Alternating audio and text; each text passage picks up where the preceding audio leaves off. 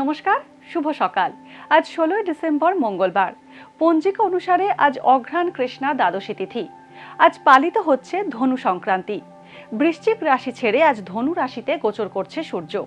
তুলা, বৃশ্চিক ও ধনু রাশির জাতকদের ভাগ্যে আজ কি আছে জেনে নিন।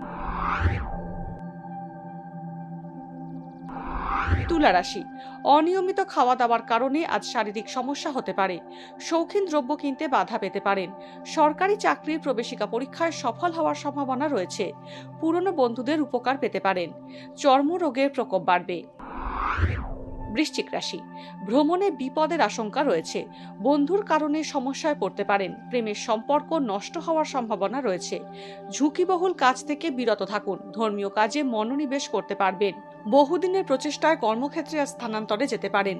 উপার্জন ঊর্ধ্বগামী হবে। ধনুরাশি, চুক্তিভিত্তিক কাজের সঙ্গে যুক্ত হতে পারেন ধনু রাশির জাতকরা।